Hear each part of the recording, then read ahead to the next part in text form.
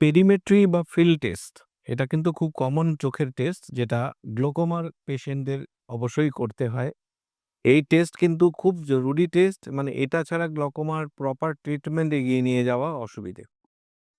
এই টেস্টে কি করা হয়? বেসিক্যালি ভিজুয়াল ফিল্ড টেস্ট করা হয়। মানে আমরা সোজা চোখটা তাকিয়ে থাকা অবস্থাতেও কিন্তু চোখটাকে যদি না সরিয়ে রাখি তবুও কিন্তু আমাদের কিছু পাশের দৃষ্টি আমরা অনেক কিছু আমরা কিন্তু নজরে আনতে পারি বা দেখি সেগুলোকে। সেটাকেই ফিল্ড বলে। এই গ্লকোমায় কি হয়? এই পাশের দৃষ্টি বা ফিল্ডটাকে কিন্তু নষ্ট করে এবং আমরা এই টেস্টের দ্বারা এই ফিল্ডটা কিভাবে নষ্ট হয়েছে বা কতটুকু নষ্ট হয়েছে সেটা বোঝার জন্য এই টেস্টটা করা হয়।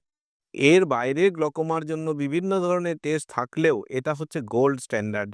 এই টেস্টটা একটু ধৈর্য ধরে যদি সবাই করে তবে এই টেস্টের পরবর্তীতে যে আমরা আরো টেস্ট করতে থাকবো সময়ে, সময়ে তখন কম্প্যারিজন করে বোঝা যাবে যে নার্ভ ড্যামেজটা আমাদের দাঁড়িয়ে আছে কিনা, পাশের দৃষ্টিটা আর খারাপের দিকে যাচ্ছে কিনা।